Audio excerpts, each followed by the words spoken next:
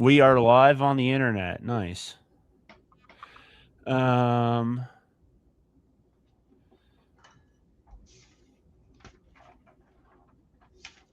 have no idea if people are watching us, but we're going to give this 2 minutes and then we'll start. Where's my music?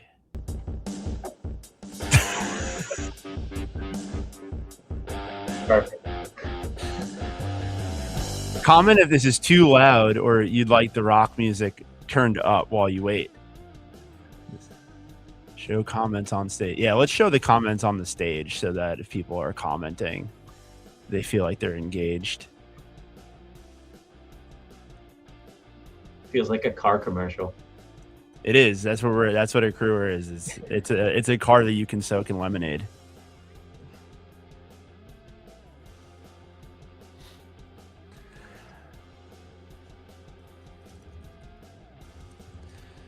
All right. If anyone is here, we can't comment to you, but if you comment, your thing will show on the screen. So, thanks, Eric. Is the music loud enough, Eric, or do you think it should be a little bit louder? All right. I guess you said louder.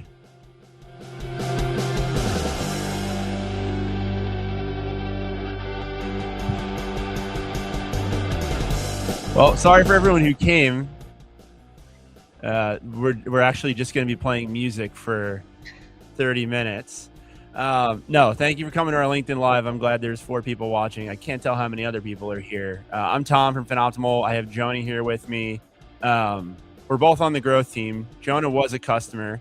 Now he does demos. I used to do demos. Now I play with the soundboard. So we're going to show you guys Accruer. Let me pull up what Accruer does really quick. I think that'd be a good place to start.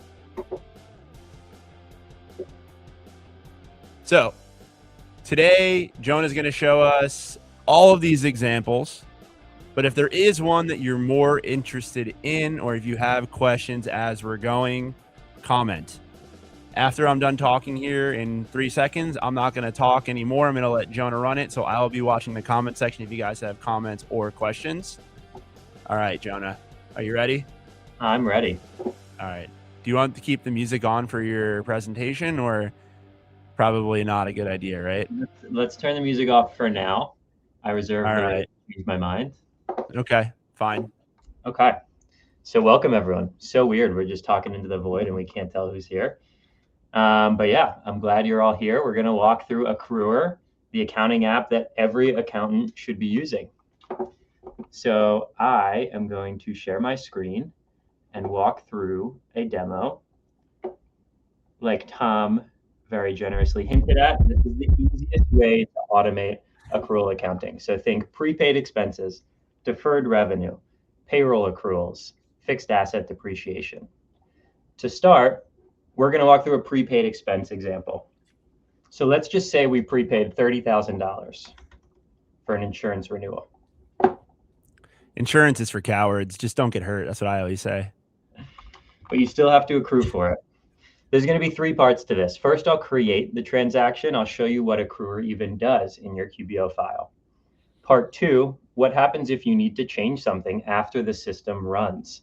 Spoiler alert, it's just as easy as creating the transaction for the first time. The third part of this, we'll be looking at the reporting and how you'll do all of your balance sheet reconciliations for prepaids. Then we'll touch on all of the other processes that Accruer can help with. Sound good?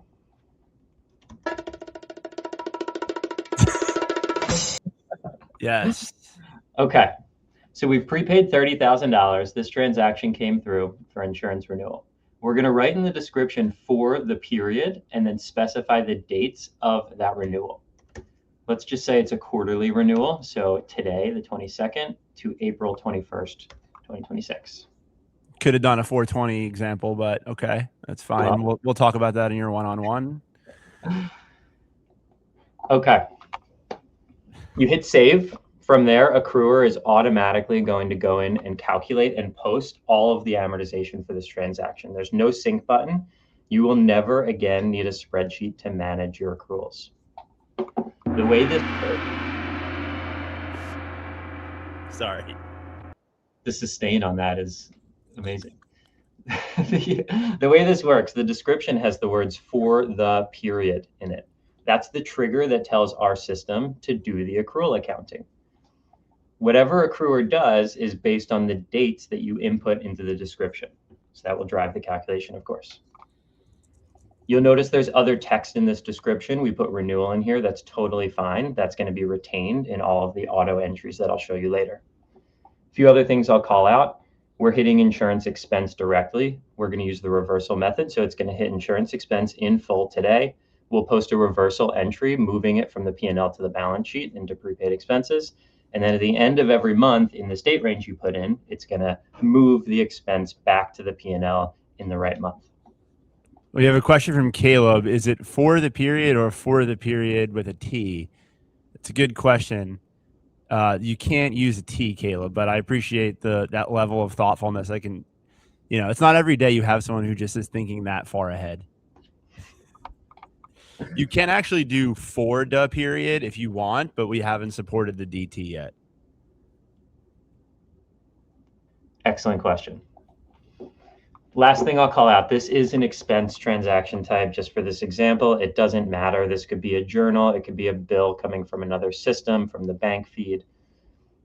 The automation will work as long as you have for the period in the description and you hit the P&L account.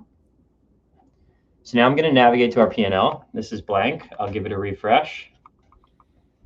While we were talking like magic, all of those 4 months I posted out, you're completely done with this transaction. No sound effect?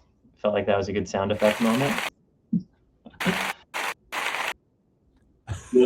was actually looking at new sound effects. I feel like we need a little bit of light music on this, to be honest. Yeah, I like it. Okay. So you'll notice the first and the last month are prorated down to the day.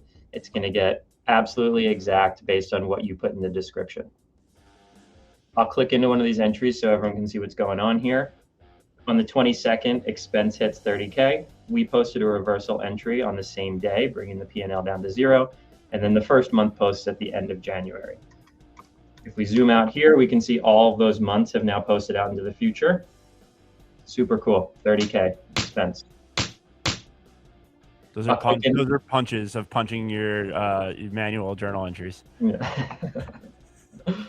This is what an automated entry that Accruer posts for you. You'll notice name and class and that renewal text in the description is going to be retained on all of these entries. So you always know what's what. And then for the perfect audit trail in the memo in the bottom left, you can easily copy and paste that URL back up here, and it brings you back to the transaction that caused that auto entry. That is 99% of what your experience with Accruer would be. You'll notice we never left QuickBooks. We never had to hit sync, and you did not see any spreadsheets in this presentation. Could I just say how much it would suck to have to go to another app to do another step instead of just writing for the period? And I think the other thing, and maybe I'll talk about this, is like you wrote for the period in QuickBooks, but if you're using Ramp or you're using Bill or you're using literally any other platform, you just write for the period there. And the second it comes to QuickBooks, it's going to run automatically. And if you made a mistake, you could add it here. And yes, Jordan, you should encourage them to prepay all of their expenses so you can realize, so that you can use Accruer. I can't read the rest of it. Yes, everyone should prepay everything. Change your payment terms. Sign up for Accruer, and I'll send you a hat. Sorry, Jonah. No, that's okay. You can prepay your Accruer subscription as well. Someone just messaged me what happens to your spreadsheet that you've been using everything for, and this is what happens.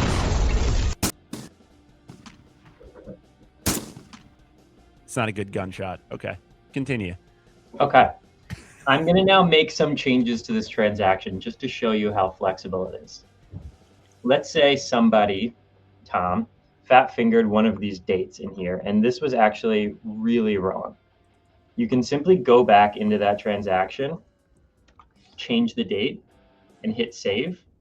Within about 20 seconds, Accruer is going to go back and edit all of the journal entries it previously posted, as long as all of those months are open in QuickBooks. What happens if the months are not open in QuickBooks? I'm glad you asked, Tom. We will never post to a locked period. So instead, in the next open period, we'll true up whatever expense needs to get picked up from the prior locked periods. Great question, Tom. So I'll go back to our P&L now so you can see that change come through.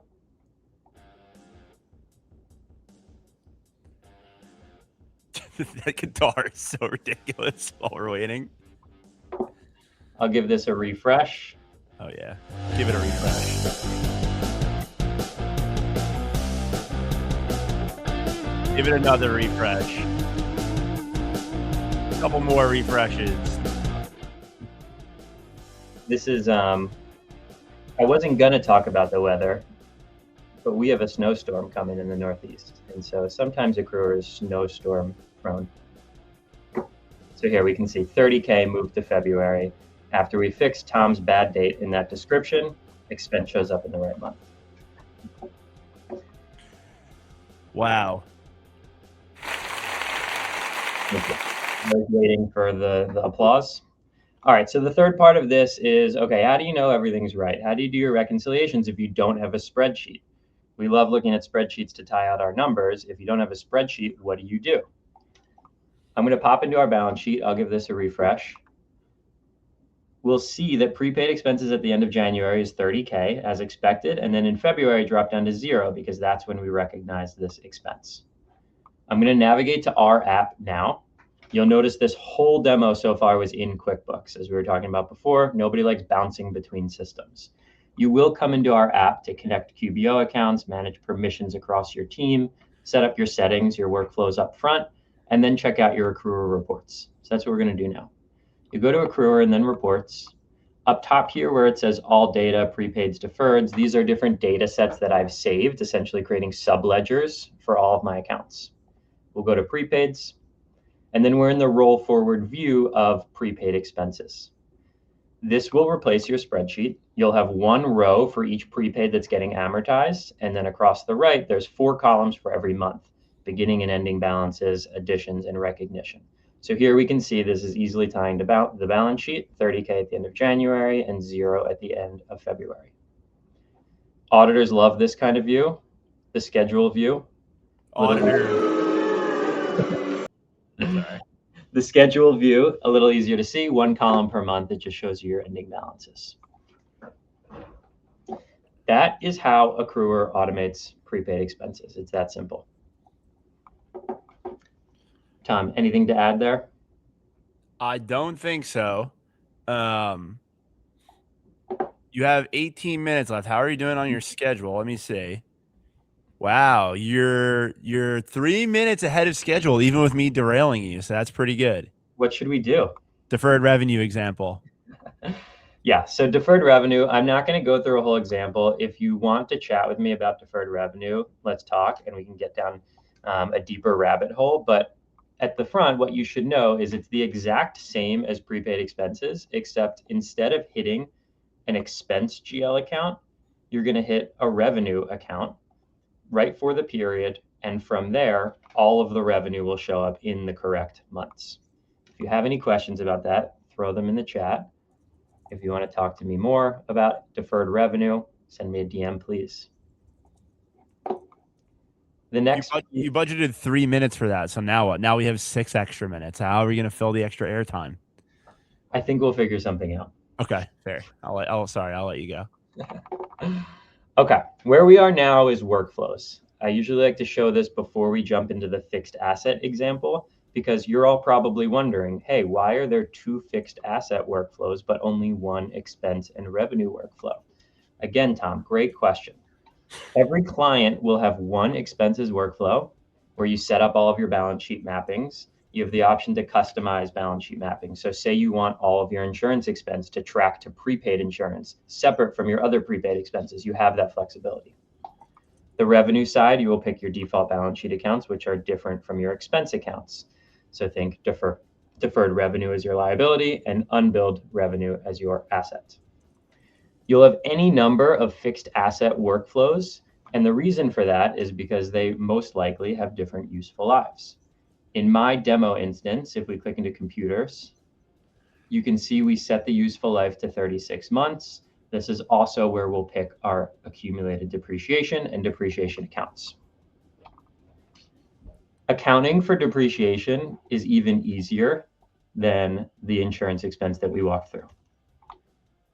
Since we've already set up the workflow and we know what the useful life is, you don't have to write for the period. Maybe you have a serial number in there. You put your amount in. As soon as a transaction hits the computer's asset account, when that workflow is open, depreciation over 36 months gets posted automatically.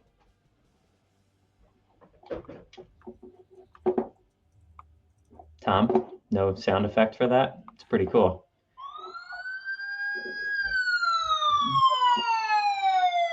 What is on that laptop, Jonah? we're gonna get banned from LinkedIn. Sorry. Okay. Yes, well, there'll be a replay, or you're welcome to meet with Jonah directly, and I won't be interrupting him. There won't be cool background rock music like this if you meet with him directly, but he can meet with you for 15 minutes or 5 minutes, whatever it is. We're about to go into what, payroll accruals, Jonah? Yeah, we'll do payroll accruals. I just wanted to show the P&L quickly so you can know I'm not lying about all of that depreciation posting out. Really cool. It's all in there out into the future. Can I make a suggestion? Please. Since Walida just joined and prepaid expenses and deferred revenue are the exact same thing, why don't you just show a deferred revenue example really quickly? Absolutely. This way, Walida, you don't have to watch the replay. We're going to show you some of what we already covered because it's that easy. We're ahead of schedule. Amazing. And Tom, please put the positive points in my performance review as well, not just the negative ones. I'm running out of space for the negative ones. We'll figure it out. Okay. So like Tom said, accounting for deferred revenue with Accruer, it's exactly the same as doing prepaid expenses, except we're going to hit a revenue account instead of an expense account. So here we're creating an invoice in QBO. We're going to tag it to our revenue account. In the description, we're going to write for the period and then specify the dates that this contract, this invoice needs to get recognized over. Let's just say it's from January 2026 to March 2026. You hit save, Accruer is automatically calculating and posting out those 3 months. Since we didn't specify the day in the month of this description, it's going to count for straight line full months. So it'll be 10K for every month of Q1. Like I said, with prepaid expenses, this is going to hit the revenue services account in full on day 1 for 30K. Same day, we're going to post a reversal entry, so it'll move it to the balance sheet into deferred revenue. And then at the end of every month throughout Q1, it's going to deplete deferred revenue and push the 10K back to the P&L. I didn't say this before. This for the period memo or description can be in the memo down here as well, which is really nice if you have a lot of transactions with many, many lines and you don't want to copy and paste the treatment down to each one. If you put it in the memo, it'll apply the same treatment to every line on that transaction. Bounce into the P&L. I'll give this a refresh. There we can see, boom, 10K spread out over those 3 months, completely done. The last part of this, save and leave, is payroll accruals. The one caveat for payroll accruals that I'm going to say, do a journal entry. Can you do a journal entry? Yes, sir. Please. Pull up a journal. So the one thing on journal entries that I think is really important is you do have to let payroll actually run. So let's just name this journal entry payroll, Jonah. And then, cool. So like this payroll is going to be for what? The 9th, it would be what? The 8th? Yeah, I'll look at the calendar. It'll go from December 29th through January 8th and then paid out on the 9th. Interesting. Okay. So what we'll do, we'll have a debit, 10K. This music is awesome. I know. I feel like I'm in a Miller Lite commercial. Let's just say we paid out 10K cash and it's going to payroll. Obviously, this is oversimplified. You likely have journals that have many, many lines that are hitting wages, benefits, taxes across a bunch of different departments, classes. The treatment's the same. What you'll do is you'll write Tom's pay for the period. Making 10 grand bi-weekly? Yeah, 12/9/25 to 1/8/26. Tom's an engineer. We'll hit save. What's going to happen is Accruer, whoops, that was 12/29. Accruer is going to push back the last few days of December as expense into December. It'll create a liability. I believe mine is set up to go to accrued payroll. That liability will get settled when this journal hits on the 9th, and then the remaining expense for the first 8 days of January will get pushed into the proper period. This is really great whether you have payroll syncing from another system that you need to accrue for, or if you're recording it manually. If it's syncing from another system, you simply have to put this for the period in the memo, and it'll apply to the entire payroll invoice.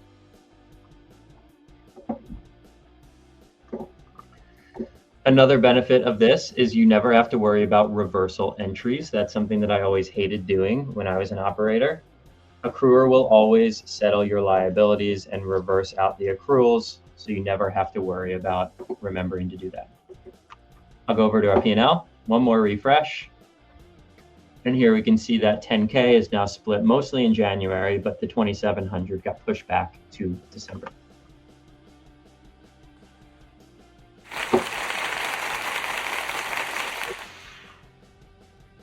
Okay. That was the last agenda item. That is Accruer in a nutshell. Bunch of basic examples. It can handle more complex situations. If you have specific questions, we'd love to hear them in the chat. Did anything come through while we were talking, Tom? Nothing besides what we already had. Let's give it a second, see if anybody else comments. I think a good thing to note here too is that Accruer really is the only way to fully automate this activity in QuickBooks, right? Like recurring entries or like setting up a schedule or setting up a template is another point of friction. It's another time that you need to change focus, change gears, switch apps. It gives you another moment of maybe I should just check my phone one more time. It adds steps, right? And I think the most important thing in today's day and age is just do it in one place. Just write for the period. When you're doing AP, write for the period. When you're sending invoices, write for the period. Journal entry gets booked, write for the period. It's done. That's all you have to do. That's what's most important to us. FinOptimal is about meeting you where you work. If you're in QuickBooks, if you're in Ramp and you're in Bill, write for the period there. Other live demos, we'll talk about other products that meet you directly in Sheets where you're working. Nobody needs to go into another app. Everybody needs less apps, less steps, log off earlier. That's what FinOptimal does. We have no other comments, Jonah, so up to you if we just end early or if you want to play rock music for 8 minutes. I am totally fine to end this early. Okay. Thank you everyone for watching. DM Jonah. Bye-bye.